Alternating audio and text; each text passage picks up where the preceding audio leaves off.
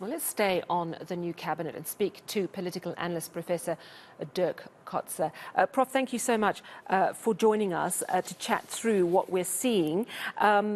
Let's, I think, start with the second in command, which is now Paul Mashatile. We've just seen him sworn in as Deputy President. Let's face it, David Mabuza didn't leave much of a mark as Deputy President. We know that he was plagued by ill health.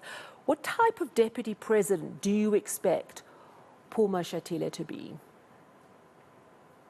I think he will be a much more assertive Deputy President than the former one, Deputy President Mabuza. I think he will try to give to the position of Deputy President more content. Up to now, since I would say after Deputy President Mbeki, the position of Deputy President did not really play a very prominent role in government in general.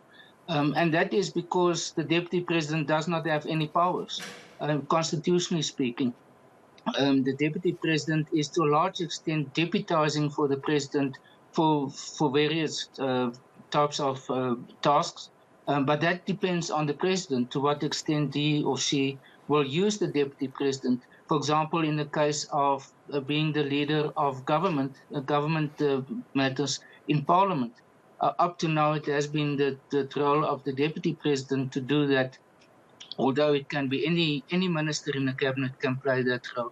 The Deputy President in the past always played a role in dealing with conflict issues in Africa where South Africa has been involved, for example, in South Sudan or in Lesotho or in the DRC or similar countries. So I think that type of role will continue, and that Paul Mashatile as deputy will most possibly become involved in that.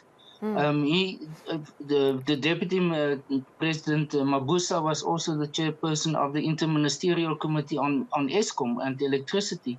Unfortunately, very little happened there. But given the new dynamics now in the cabinet, with a new minister, with the National Electricity Committee that was taken over that to a large extent, I don't think the Deputy President will play that role. I think that the uncertain matter, the uncertain question, is to what extent he will try to develop a persona of his own in government.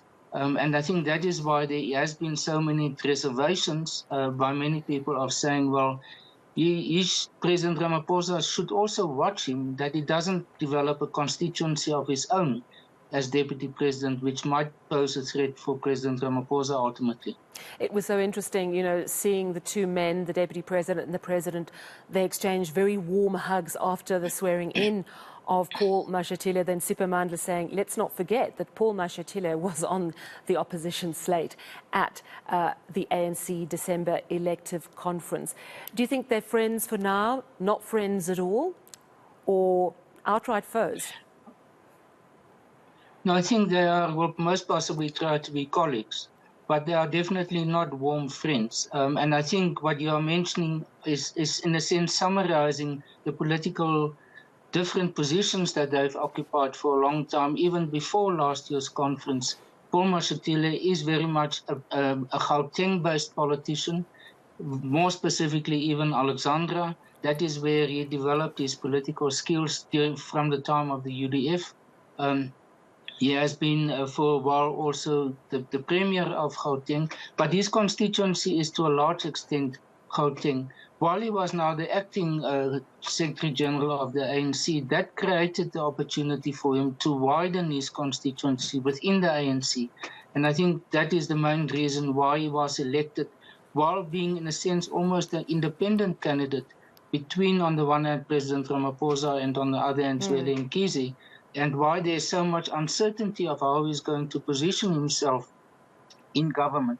But what we've seen, for example, in the relationship between President Mbeki and Deputy President Zuma up to 2005 is that the Deputy President is almost completely dependent on the President in order to play a role. If there's a bad relationship between the two, it becomes a very complicated situation. And normally the Deputy President is the one who will suffer from that.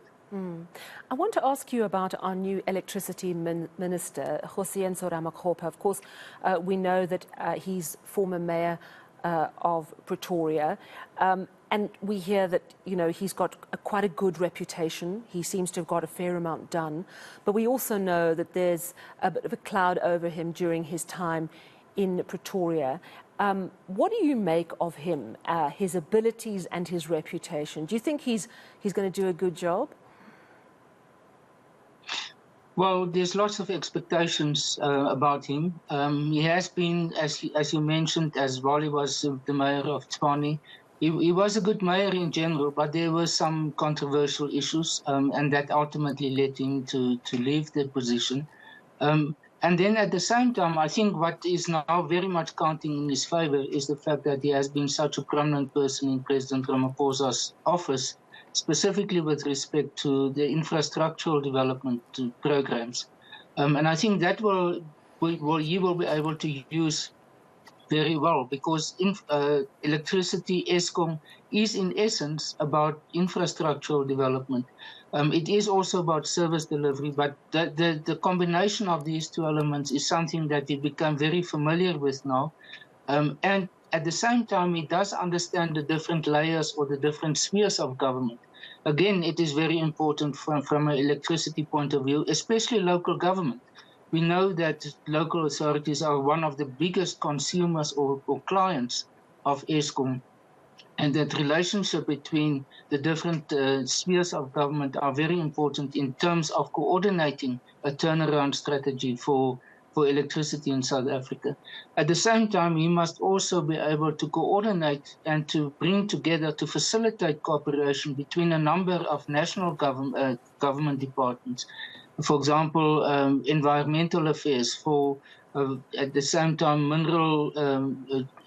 the minerals ministry also, as well as Kotzer, because Kotzer again is about the different spheres of government, especially local government. So the fact that he has been in the position in the president's office, I think, gave him quite a unique opportunity to see all the different layers of government that will be very necessary for this position. So quite a sense of continuity in one way. I can't let you go, and while we were talking about Tshwane mayors, without asking you about your views, if you have one, on what's been going on in the Tshwane City Council today. The news that the new mayor, the Cope mayor, who was elected just last Tuesday, Dr. Marunwa Makwarela, it's now emerged that he was never rehabilitated from his 2016 insolvency. Therefore, he's disqualified as a candidate. Therefore, yet again, the capital does not have a mayor. It's problematic. We're seeing so much turbulence at local government level. But what does this suggest about the way leaders are picked for these important positions if financial credentials haven't been correctly assessed, for example? Well, I think in this particular case, there was a lot of opportunistic actions taken. It wasn't about who's the most appropriate political leader to act as the mayor in the case of Tshwane. He was the speaker already, so that he shifted in positions from speaker to mayor. But it was very much about the fact that Cope, and he's the only member of Cope in the Tshwane Council, that they have moved over to the ANC, similar to what happened with the speaker in the case of Johannesburg. And that changed the whole dynamics in the coalition alignments.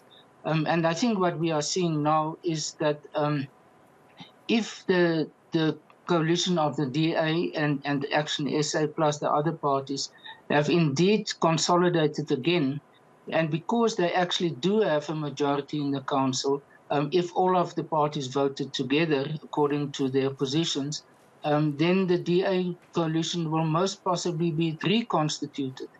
What is at the moment, however, the problem is that the council has neither a mayor nor a speaker, because the outgoing speaker became the mayor and he immediately resigned. It's the same person, Dr. Marwala.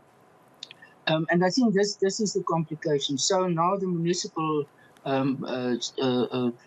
manager will have to take the role of initiating meetings in order to elect both new positions. And that has created now a lot of uncertainty about which of the two groupings, the ANC-led one or the DA one, will be able to consolidate first in order to have these positions. But it is exceptionally unfortunate that we see this in the case of a metro, because there was the opportunity in the case of Tshwane to start to consolidate it. But opportunistic politics, very much like floor crossing, I start to see quite strong similarities between the old floor crossing and the way in which parties cross between the different coalition partnerships. And I think it will become necessary in order to take formal decisions at national level how to prevent this type of behavior.